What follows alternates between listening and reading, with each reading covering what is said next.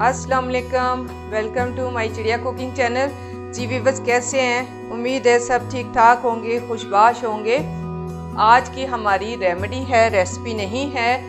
Remedy के लिए जो मैं आज आपको बताना चाहती हूँ, इसमें बहुत सारी बीमारियों का इलाज है। जैसे कि शुगर देखा जाए तो इस वक्त हर चौथे पांचवें बंदे को शुगर का प्रॉब्लम है, और इसी तरह देखा जाए तो बड़ी आंत के प्रॉब्लम्स भी बहुत ज़्यादा सामने आ रहे हैं। हर मिलने जुलने वाला मिल के यही प्रॉब्लम डिस्कस करता है। तो इसको मद्देनज़र रखते हुए जो मैं चीज़ यूज़ कर रही हूँ, मैं उसको आपके साथ शेयर करना चाहती हूँ कि ये वो रेमेडी है कि मैं अगर अपना मिसाल दूँ तो हम हैं तकरीबन माशाल्लाह 7 बहन भाई। 7 में से 6 को शुगर का प्रॉब्लम डायग्नोज हो चुका हुआ है। मगर मैं ज़्यादा रेमेडी पे यकीन करती हूँ और मैं इन चीज़ों को अपनी ज़िंदगी में मैंने ऐड किया हुआ है। तो मैं इस तरह की चीज़ें ज़िंदगी में यूज़ करती हूँ कि अल्लाह न करे कि मुझे डॉक्टर के पास ना जाना पड़े, बीमारियाँ बढ़े ना। तो इसके लिए हमें बहुत ज़्यादा एहतियात की ज़रूरत होती है और हमें इन चीज़ों के साथ ताल्लुक़ वास्ता रखना चाहिए और जुड़े रहना चाहिए। तो मुख्तसर ये है कि मैंने आज जो लिया है इसको कहते हैं कोड़तुमा। ये देखें, इस तरह की शक्ल का होता है जैसे कि कीनू या संतरा सूखा हुआ होता है ऊपर से। तो ये तकरीबन 30 रुपये के 3 पीस आ जाते हैं पंसार की दुकान से।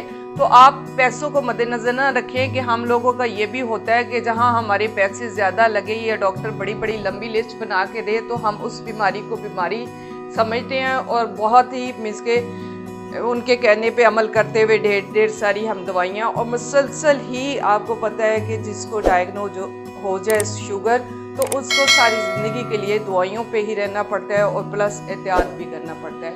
मेरे कहने का मकसद ये है कि मैंने अगर ज़िंदगी में ये ऐड की तो अल्हम्दुलिल्लाह, जैसे मैंने बताया कि 6 बहन भाइयों को डायग्नोज हो चुकी हुई है, जिसमें से देखा जाए तो 3 भाई मेरे एक्सपायर हो चुके हैं। अल्लाह ताला उनको जन्नतुल फिरदौस में आला मुकाम अता करे। तो मेरे कहने का मकसद है कि अगर ज़िंदगी में थोड़ा सा एहतियात और थोड़ा सा समझ से हम काम लें तो हम ये चीज़ें ज़िंदगी में जो नेचुरल है, जो फितरत के करीब है और कुदरती चीज़ें हैं, इनको ऐड करें तो हम बहुत सारे जुमला अमराज जो हैं उनसे बच सकते हैं। जैसे कि इसमें कॉन्स्टिपेशन यानी कि कब्ज़ भी आ जाती है। कब्ज़ का भी बहुत ज़्यादा इशू है इधर लोगों को, क्योंकि हमारी खुराक और स्पेशल पाकिस्तान में जिस तरह की ग़ज़ा हम इस्तेमाल करते हैं तो उसमें ये चीज़ें डेफिनेट है ही है।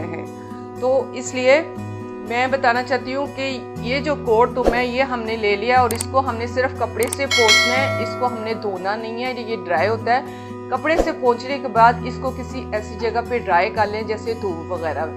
तो ये 3 पीस और 3 टेबलस्पून मैंने अजवाइन, जिसको मैंने धो के सुखा लिया है। इसको धोना लाजमी है क्योंकि इसमें रेत बहुत ज़्यादा होती है। तो इसको मैंने सुखा लिया, बिल्कुल ड्राई कर लिया। धूप में कर ले आप, किसी भी ड्राई जगह पे इसको खुश्क कर ले। तो ये कोड़तुमा जो है इसको हमने यूँ हाथों से क्रश करना है पहले, और इसके अंदर जो भी सीड्स वगैरह है हमने फेंकने नहीं है, ये इसी के साथ हमने यूज़ करना है। इस तरह हम क्रश करके तो इसको मिक्सर में ब्लेंड कर लेंगे, पाउडर फॉर्म में ले आएंगे। तो जितना भी हमारा ये पाउडर बनेगा, वो जितने चम्मच हमारा पाउडर ये बनेगा उतने चम्मच पाउडर हम अजवाइन का बनाएंगे। तो इस तरह करके मैं सारे क्रश करके इसका सबसे पहले बना लेती हूँ पाउडर। तो बाकी की बातें मैं आपके बाद में करती हूँ। कोड़तुमा को हाथों से मैंने क्रश कर लिया। ये बहुत ही कड़वा होता है। इवन के हाथों से क्रश करने में भी अगर आप बात करें या सांस लें मुंह के ज़रिए तो आपके मुंह में कड़वाहट इसकी जाएगी। ये इतना कड़वा होता है। तो सबसे पहले मिक्सी में मैं ग्राइंड करूँगी अजवाइन, क्योंकि अगर अजवाइन हमारी बच जाती है तो वो खानों में यूज़ हो जाएगी। अगर मैं इसको पहले ग्राइंड कर लूँगी तो इससे ये जार भी कड़वा हो जाएगा। इसके बाद अगर मैं अजवाइन करूँगी ग्राइंड तो वो भी कड़वी हो जाएगी, मगर हो सकता है थोड़ी बच जाए जो हमारे खानों में काम आ सकती है। तो इसलिए सबसे पहले आप भी अजवाइन ही ग्राइंड करें और इसके बाद कोड़तुमा को ग्राइंड करेंगे। तो ये दोनों चीज़ें मैं ग्राइंड करके आपको दिखाती हूँ। ग्राइंडर में ग्राइंड करने के बाद कोड़तुमा भी पाउडर फॉर्म में हमारे पास आ गया है, अजवाइन भी पाउडर फॉर्म में हमारे पास आ गई है। तो सबसे पहले हम 1 चम्मच भर के इसका डालेंगे। या 2 चम्मच आप बना सकते हैं। 1 माह की दवाई आपके पास ये बन के तैयार हो जाएगी मेडिसिन इसकी।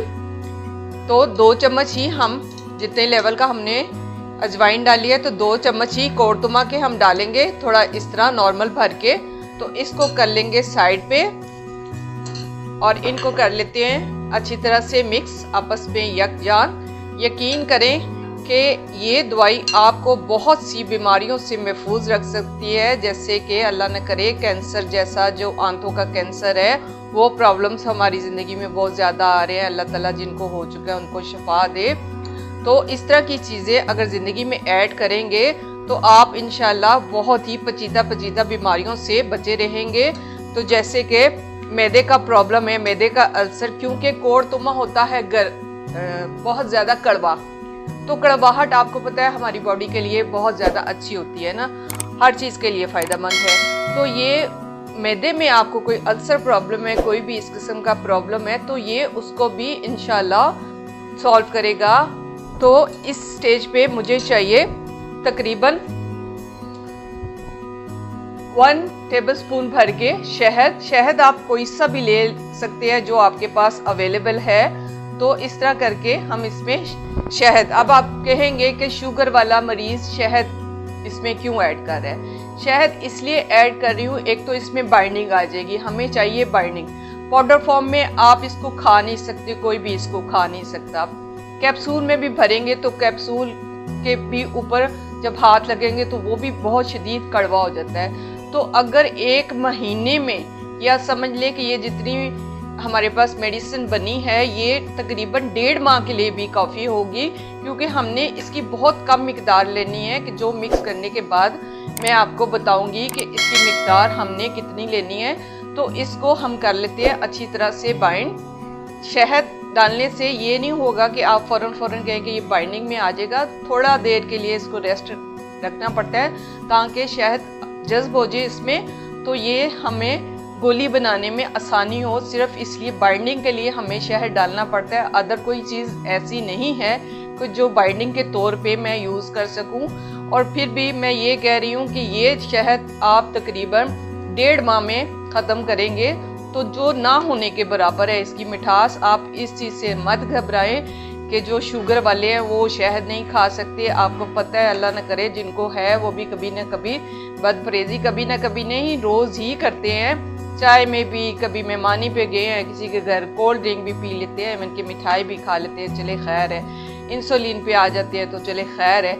इन चीज़ों को ऐड करके, अगर आपको नहीं भी है शुगर, तो आप इस चीज़ को ऐड करके हमेशा के लिए इंशाल्लाह बच सकते हैं। और अगर है तब भी इस्तेमाल करके आप आहिस्ता आहिस्ता इसके रिजल्ट देखिएगा। इंशाल्लाह 1 माह के बाद आपका शुगर लेवल बिल्कुल नॉर्मल पे आ जाएगा। मेडिसिन आप छोड़ भी देंगे तो इंशाल्लाह कोई फ़र्क नहीं पड़ेगा। तो मैं इसको मिक्स करते हुए बाइंडिंग में ले आती हूँ, तो दिखाती हूँ आपको। कोड़तुमा और अजवाइन बाइंडिंग में आ गया है शहद मिलाने से। तो इस स्टेज पे हमने कितनी मिकदार लेनी है? इतनी मिकदार लेनी है। रोज़ की किसी भी टाइम खाने से 2 घंटा पहले या 2 घंटा के बाद इस तरह की छोटी सी चने के बराबर आपने एक गोली बनानी है और इसको हलक में रख के ऊपर से 2 घूंट पानी पी लेना है आपने, या जितना भी पानी आप पी सकते हैं। बिल्कुल छोटा चने जो होते हैं सूखे हुए, उसके बराबर हमने ये गोली बनानी है। तो ये आपने रूटीन बनानी है कि दिन में हमने खाने से 2 घंटा पहले, किसी भी टाइम, रात का खाना हो या दिन का खाना हो, तो इससे पहले या बाद में 2 घंटे बाद में भी हम इसको खा सकते हैं।